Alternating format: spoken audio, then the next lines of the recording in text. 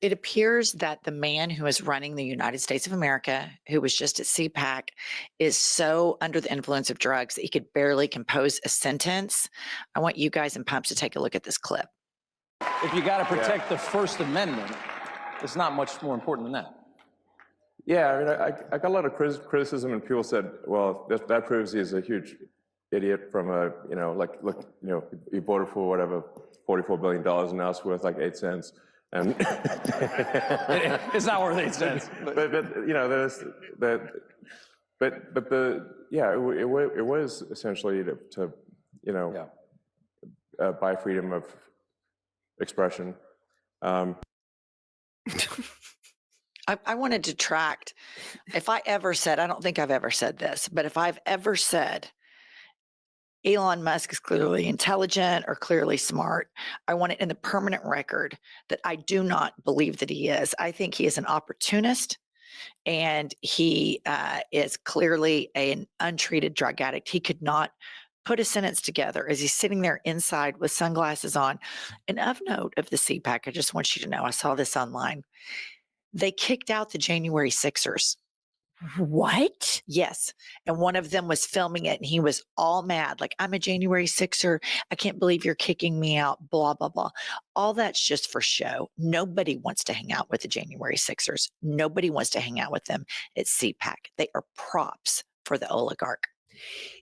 I look at Elon Musk, and I'm going to admit it. I have said I thought he was like a genius, like he invented all this software and blah, He blah. didn't. I know that now. So I think have always been firm that he was a dipshit. I have always thought he was smarter than he actually is. So I'm going to take that back. I'm going to look at the evidence before my eyes and say, clearly this guy, he's from the Trump School of Oratory Skills. Like, what was he even talking about? And everybody knows that just like Trump, everything he touches dies. Like, Twitter is a cesspool. And here's one thing, and I'm just probably going off on a tangent that's unnecessary. I get so tired of hearing about free speech from Elon Musk when all he does is lie, and he opposes and shadow bans people that tell the truth. The only time he is for free speech is when it is pro Elon Musk and pro right wing. And pro Putin. And pro Putin. Yeah. Okay. Next up in Trump's America, we have the new transportation secretary, who we did a expose on a couple weeks ago of him running around in his panties. Anyway, here he is speaking, I believe, to the FAA. Anyway, it's a room full of federal employees, and here's how well Trump's America is being received right now, the people that Trump puts in charge. Please play the clip. The FAA layoffs. Industry experts say it's unsafe, it's impacting safety. How can you assure the American public that they're okay to fly right now? Yeah, so the question was in regard to FAA layoffs. So to be clear, the FAA has 46,000 employees. Okay. This was, I think, 300. As you can hear, he is just getting relentlessly booed and trolled. And here's the fact of the matter. We had Pete Buttigieg. Every president gets to put their own, cabinet. I don't have issue with that. Pete Buttigieg, Rhodes Scholar, was an incredible transportation secretary. Absolutely. And they all know it.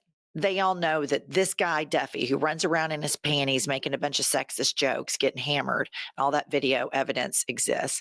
He doesn't know shit from Shinola. And he's standing up there because they're firing FAA agents, because Elon Musk wants to control all of this stuff. They are doing Elon Musk, who in the previous video I just showed is an untreated drug addict, tripping balls, running around with sunglasses on inside and chainsaw, and ignoring tweets from his baby mamas when his kids need medical care. They are booing this guy because he's firing qualified people and planes are falling out of the sky. They are making us less safe. And at the end of the day, this is the stuff Americans want to pay taxes for. We want to make sure that planes don't collide in air. We want to make sure our water isn't contaminated. We want to make sure shit is secure. We don't want to have to think about it. And don't fall for this trap, listener. Do not fall for, oh, we want it to be privatized. That is a road to everybody getting screwed over, because all corporations want to do is cut cost, which harms you and benefits the shareholder. Interestingly about this Duffy guy, he has gone in and started making excuses for the Trump administration, the cuts that they're making, jobs, they're losing jobs because they're trying to quietly roll away the Infrastructure Act, like, for example, the railway in California. He wants to get rid of 14,000 employees. People are mad. They're taking people's jobs away to give them to Elon Musk and Big Balls to put people in those positions. These people do not care if planes come out of the sky. This guy doesn't care if your benefits come through your employment with the federal government. He cares about doing what Donald Trump says. And that's why when you have secretaries and administrators of these organizations that have an oath to one person versus the American people, that's what we're seeing right here. We are seeing lives in danger, some lost in the FAA as so far. I mean, don't even get me started on all the stuff RFK's doing. Well, and I just want to remind everybody, we did an episode about this, but what happened is Elon Musk's rocket it exploded and it caused a bunch of debris. And this was during Biden's time period. And Secretary Buttigieg was like, because they had to reroute all these planes because debris was about to hit passenger jets that you take your darlings on to go to Disney World and to the Caribbean, etc. And so it was a huge catastrophe. So the head of the FAA ordered an investigation in this and also grounded all of Elon Musk's rockets. That's why he has come at lightning speed and fired anybody who interferes with him profiting or conducting his experiments. And Duffy's job is to make sure we're safe. Mm-hmm. Elon Musk doesn't give a fuck if we're safe or not, as he doesn't give a fuck about his kids, as evidenced by the fact that he uses little X as a human shield, number one. And number two, 2 out of 5 of his baby mamas can't get a hold of him, and they're having to communicate with him via Twitter because they all know that's where he is all the time, because aside from being an untreated drug addict, he's an untreated Twitter addict. Okay, next up, here we have Laura Ingraham over at Fox News, and this is a trend that is very dangerous and is going to take a long time to unravel. This is the stuff that once Trump and Musk are out of here, this is the stuff that lives on for a long time. She's talking about planes crashing, and let's hear who she blames. And we certainly know that under Biden and Harris, DEI was enshrined at every level of government. That was a top priority for them.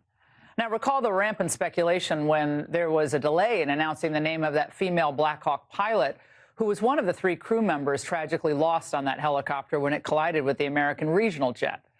Meanwhile, the 2 male pilots' names were released within just hours of the crash. Okay, I've heard enough. Now, All right, what they're doing is now, for a portion of the MAGA loyalists, whenever they see a female in a position of power, and this will especially be harmful for Black people that get into positions of success, like or just any sort of job. They are going to think and diminish every time they see a person of color or a woman in these jobs that they aren't able to do them. And I would argue that most of the time they're probably more capable, but this is an upholding and a cling on to the patriarchy. But as they keep injecting this into the popular culture and injecting it, social media, news, propaganda network is what that is. And it keeps going and going. The damage to this, to the generation coming up, is horrific. It is horrific because I would argue that women, and particularly people of color, have it much more difficult to get to these positions than the white man, than Duffy did, or Elon Musk did, or Donald Trump did. And so this is just such a dangerous, overtly racist practice that is diminishing hardworking people. And I just fucking hate it. It is so gross. What's interesting is she's like, oh, well, they were withholding the female pilot's name because everybody in MAGA gets death threats. We heard reports yesterday that senators who were not going to confirm Kash Patel were getting death threats. So the reason people are not releasing their name is they're vilifying women. They're vilifying people of color, saying, well, if they're in those positions, it's because of DEI, not talking Meanwhile, we have Pete Hegseth, Right. who is just the absolute, I mean, all he has is good hair and he's been on Fox News. That's it. Those are his qualifications. So I do not want to hear that. And every time I hear one of these right wingers say DEI, it infuriates me because it is racist and they know it's racist, but they are giving a permission structure for people to embolden and say their racism out loud. And unfortunately, I think as you're talking about the generations moving forward, racism is coming back up. It's being emboldened. Well, racism never went anywhere, No, but, but we were making some progress. Right. But I remember a conversation where we had on this podcast with the sports journalist, Elle Duncan. Elle Duncan. She's a Black ESPN journalist. We talked about Obama with her, and she said that after he won, her dad said, "We're really going to pay for this." Mm-hmm. In Black culture and in Black communities, they knew that there would be a white lash to him being elected and him being so good at his job. But I also want to ask you this.